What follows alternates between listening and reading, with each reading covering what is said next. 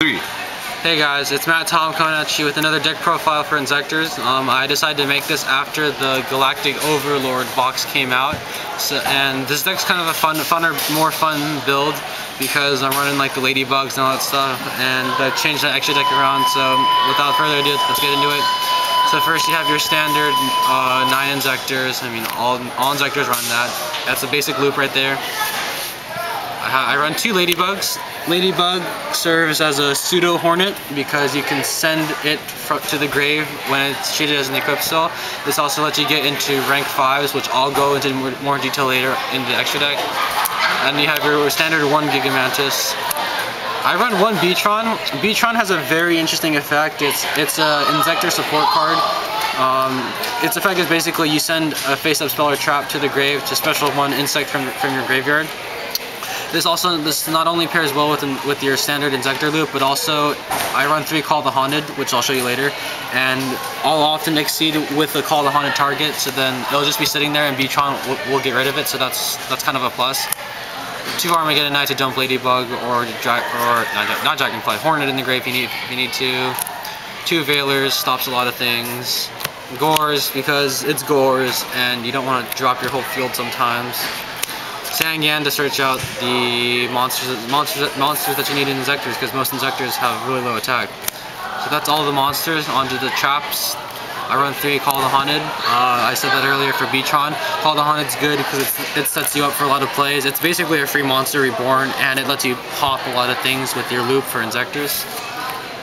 2 Bottomless. With priority gone, this card is actually really good because it stops just about every exceed and synchro now because they can't call priority. I mean, like Stardust won't stop it. I mean, this won't stop Stardust, but most things they'll get around. I still run the Solemn Brigade. That's just a good combination. Stops just about anything now. 1 Mirror Force, and onto the new trap that came out in Galactic Overlord. Is that Conversion? Deck Conversion is an interesting card. I decided to put 2 in the deck because what'll happen is I'll summon Dragonfly and have it Veilered, and I'll have this set, and what'll happen is if they attack, I can take their monster and simply equip Dragonfly to that monster. So it's a good card in that it'll set you up for another play if your first play gets stopped by a Veiler. Onto the spells, I run the 2 MST, gets rid of back row. This deck doesn't stand up too well against back row. 1 Allure because you're running a shitload of darks. Mind Control. Lance because I actually put this in instead of Inzektor Gauntlet. Lance helps a lot because the Centipede will often get bottomless, and obviously I don't like that, so I'll Lance it, or if I have an Exceed out and they have a monster that's serving as their beater, this will get around that. Burial serves as an Armageddon Knight to get anything in the grave. 1 Sword helps with the OTK, and it just helps you recycle and replenish your hand, so that's good. And next you have your staple spell cards that are all apparently crucial in Jacob's opinion. So that is the main deck, and the main deck's 41. Onto the extra deck, you have your 1 Zen mains. It's pretty standard for Inzektors. 2 Levier, 2 Leviers. You have your 2 Leviathan because if you need to get around stuff, that'll do the trick. 1 Golem because if you're into skill drain, this thing will beat the crap out of them when they have skill drain out.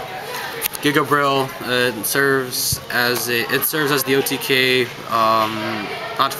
It's the OTK necessity because it boosts everything up to 300 by a 300, so that helps a lot. 2 Utopias now because I'm trying to make this a null exceed build because synchros are almost dead.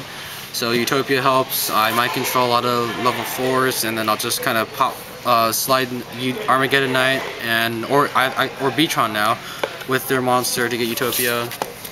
1 Ray for when they get out Utopia. Exostag and Tyrus. These are the only 2 rank 5s that I run with the Ladybug out. Exostag gets around Stardust in that you can detach to equip 1 monster on your opponent's side of the field or in their graveyard. Tyrus is just basically a beat stick condom of Zen mains because it can't be destroyed by card effects. So one Exabeetle. I've only gotten him out a couple times, but when he gets out, he's pretty good. He's a very situational card, so if I were to take anything out of the extra deck, I'd take out Exabeetle, so that's that. And the only two synchros I run, Catastor and Stardust, because they're pretty staple. Catastor, because just gets around a lot of things, and if I reborn a tuner, I want to use it. And then Stardust, because of Starlight Road. So that's basically the deck, guys. Leave any comments below thinking about if I should change anything or something's wrong with it. Thanks for watching, guys. This is Matt Tom signing up for Team Shiba Inu.